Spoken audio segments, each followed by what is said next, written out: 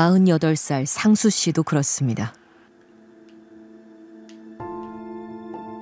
은둔한 지 20여 년, 30대와 40대 대부분을 이 집안에서 보냈습니다. 저의 인생 자체가 이렇게 될 줄 몰랐죠, 저도. 내 앞날이 더 좋은 날이 있을 거라고 그 당시에는 생각을 했었겠죠, 처음에 젊었을 때는요.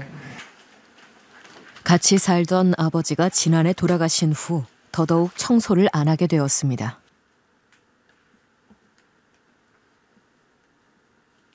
방에는 거의 들어가지 않고 거실에서만 지낸다고 합니다. 베개나 이불 같은 거는 언제 마지막으로 빨래하셨던 것 같으세요? 거의 안 빨아요. 저도 잘 기억이 안 나는데 최근에 이게 빤 게 한 2년 된 것 3년 된 것 같아요, 이거는. 열심히 구직을 해봤지만 단기 계약직 일을 몇 번 해본 게 전부입니다. 이력서 쓴 건데 이게 2018년도가 마지막인 것 같은데 근데 이제 뽑히지가 않는 거죠. 노력을 하지 않은 게 아닙니다. 하지만 사람들은 쉽게 비난하곤 했습니다. 남들이 봤을 때는 너 사지 멀쩡하잖아. 할 수 있는 사람인데 넌 안 하는 거야. 막 그런 식으로 또 약간 상처가 되는 경우가 있더라고요. 내가 할 수 없는 사람, 무능한 사람이구나. 그게 부정적으로 생각이 들더라고요. 자신감이 없어지는 거예요. 다 내 탓이라는 생각에 도움을 요청하지도 못했습니다. 그러는 동안 50대가 다가왔습니다. 시간이 가죠. 근데 그냥 가요. 뭘 아무것도 안 해도 시간은 가게 돼 있어요. 그게 20년이나 넘게 그렇게 살고 있는 거예요. 아예 자포자기. 30대도 자포자기라고 할 수 있겠지만은 40대가 되면 더 자포자기예요.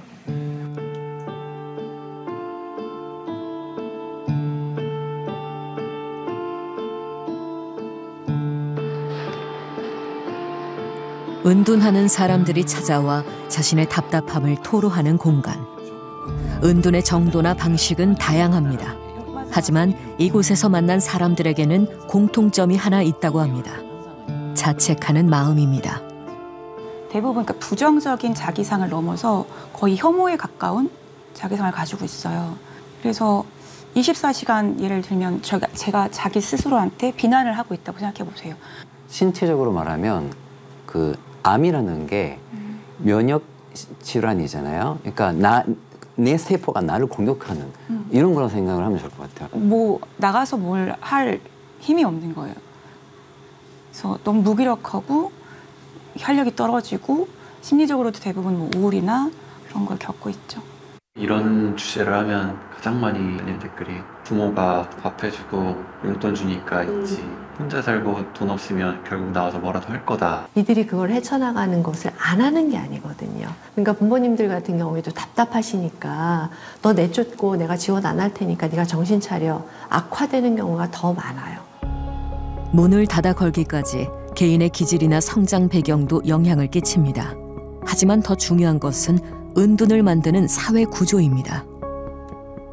참 슬프게도 어느 정도 외국에서 좀 관심을 갖고 얘기하는 분들은 한국은 정말 최적화되어 있다라고 얘기를 해요. 고립은둔, 예. 고립은둔이 심각해질 최적의 나라다. 이건 굉장히 슬픈 해석이잖아요. 왜냐하면 우리가 훨씬 더 경쟁적이다라고 얘기를 하고요.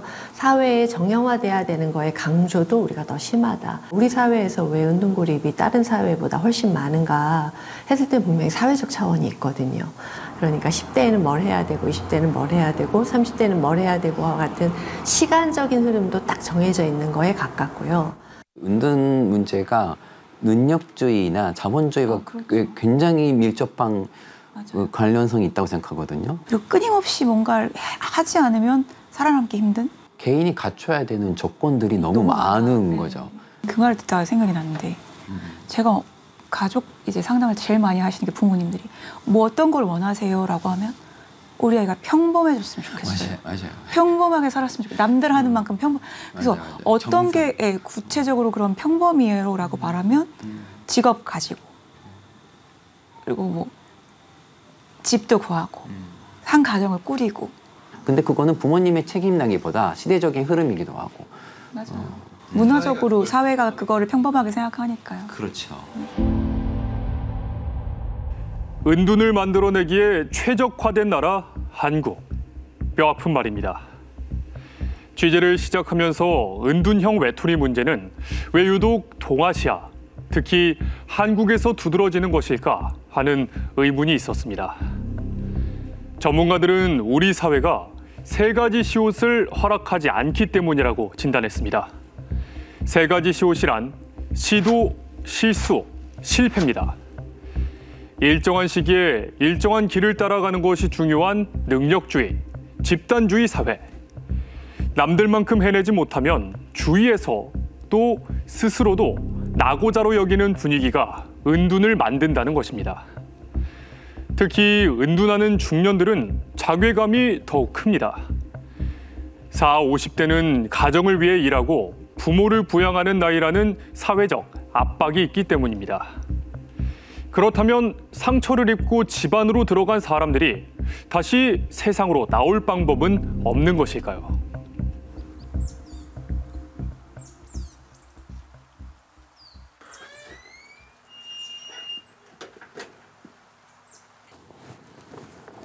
고향 친구와 함께 농사를 짓고 있는 영훈 씨.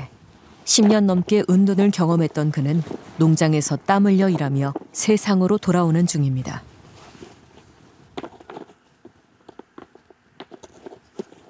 친구가 올해 수박 심으려고 하는 거 미리 좀 도와주러 왔어요.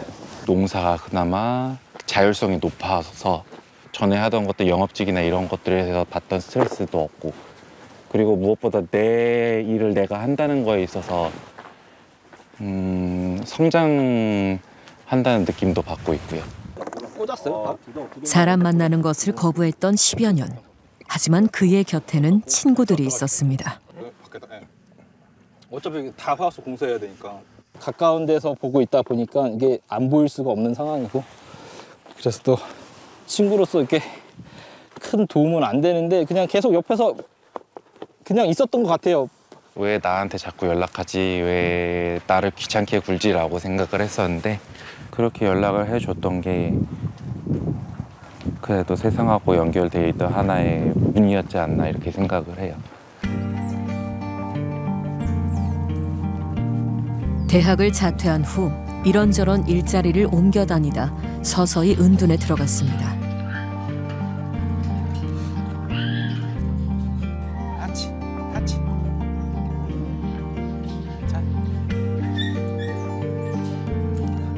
한때 밤낮이 바뀌고 게임만 하며 지냈다는 그의 집. 혼자 쓰시는 거예요? 네, 저 혼자 살고 있고요. 조금 많이 지저분한 편이에요. 완벽히 벗어나지 못한 은둔의 그림자가 아직 남아 있습니다. 이제 아침에 먹는 약이고요. 이게 이제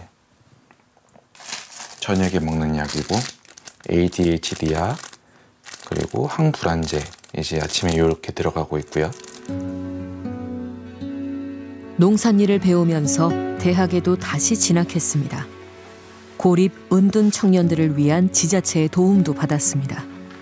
하지만 마음 깊은 곳에는 아직 은둔의 불안감이 있습니다. 다시 고립 은둔으로 돌아갈 수도 있지 않을까라는 불안감도 분명히 있습니다. 집이 어질러져 있는 거나 여러 가지 면에서 봐도 그 불안감이 사라지지 않은 거는 사실이고요. 나중에 이제 제 나이가 넘어가면은 다른 고립은둔 청년들을 대상으로 하는 프로그램들에 참여를 못하게 되면은 특별히 도움을 줄 수 있는 곳이, 그게 이제 조금 마음에 걸리죠, 나이가. 서울의 한 주택가.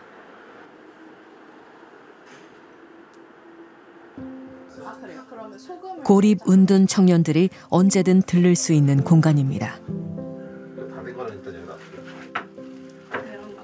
아이고, 뒤집어지지. 대박. 뭔가 됐어, 그래도. 뭔가 되긴 했대. 이거를 이대로 해도 될 것 같고, 다음 거를 한번 도전. 안 흘리게 가까이 대고 하면 좋아요.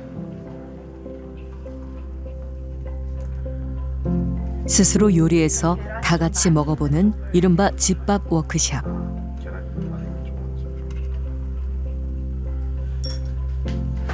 은둔 청년들에게는 끼니를 챙기는 작은 일상조차 쉽지 않습니다.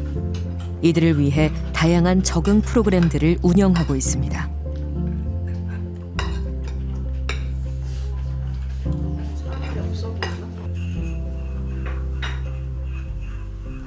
점심은 좀 성공적으로? 아니, 완전 실패적이었어요. 같이 이제 밥 먹고 사람들이랑 네. 이러면 어떤 점이 좋아요? 나는 마음 통하는 것 같아서 좋고, 그래도 그 활기를 다시 되찾아주는 것 같아요. 그래서 좋은 것 같아요. 온라인까지 합치면 누적 이용자가 10,000명을 넘는다는 두더지. 40대 이상 이용자도 종종 찾아옵니다. 보통 어떨 때 여기 오세요? 사람들 만나고 싶을 때, 편하게 쉬고 싶을 때 옵니다. 옵니다. 이게 옵니다. 괜찮아요. 습관이 돼가지고 지금은 그런 불안감은 거의 없어진 상태예요. 왜냐면은 제가 두더집에 온 지도 한 2년 정도 됐고, 이제 사람 관계가 생기니까 내가 도움을 요청하고 힘들거나 어려울 때 얘기를 할 곳이 있기 때문에. 하지만 은둔 중년에게는 도움을 요청할 곳이 많지 않습니다. 대부분의 지원 프로그램이 만 39세까지를 대상으로 하기 때문입니다. 청년의 고립 문제는 이제 다뤄지기 시작했고, 예전부터 이제 노인분들의 고독 문제는 많이 이야기가 됐는데, 그 사이에 이제 공백기가 있는 게 이제 40대, 50대 분들이거든요. 그래서 그분들이 사실 갈 곳이 없어요. 그래서 저희도 이렇게 나가시라 이렇게 하지는 않는데, 그런 약간 지원 정책이나 기관이 필요하다고 계속 이제 목소리를 내고 있는 상황입니다.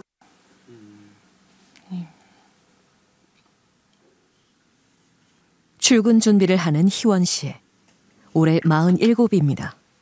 지난 10여 년 은둔과 회복, 그리고 재은둔을 반복해왔습니다.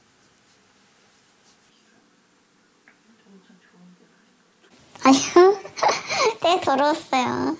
그때 거의 쓰레기집이었죠. 거의 쓰레기들 방 안에 널려있고 그랬어요. 청소하기가 너무 어려워가지고. 왜 그렇게 청소하는 게 힘이 들까요? 청소하는 것만 힘이 드는 게 아니고 다 힘들었어요. 그러니까 세수하기, 밥 먹기, 아침에 침대에서 일어나기, 이런 모든 행동이 다 힘들었던 것 같아요, 그때는. 한때는 온종일 침대에 누워 천장만 바라봤다고 합니다. 일찍 독립해 혼자 살아가면서 서서히 탈진했던 것 같습니다.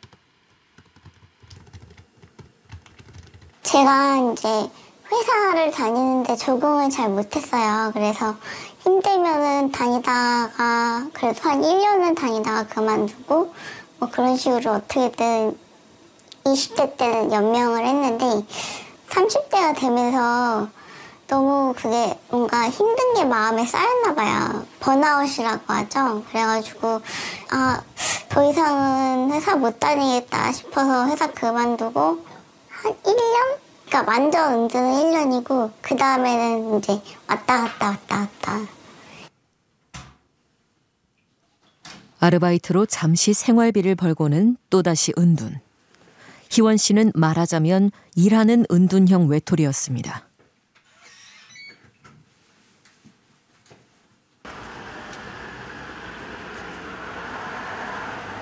지금 회사에서 거래처로 서류 갖다 주러 가는 길입니다. 저는 아르바이트고 이렇게 서류가 중요한 서류라서 우편으로 안 보내고 사람이 직접 배달하는 그런 일을 하고 있습니다.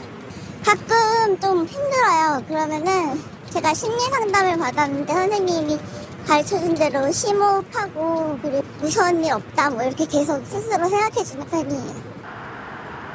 1년 전부터는 일주일에 3일 일하며 안정적으로 지내고 있습니다.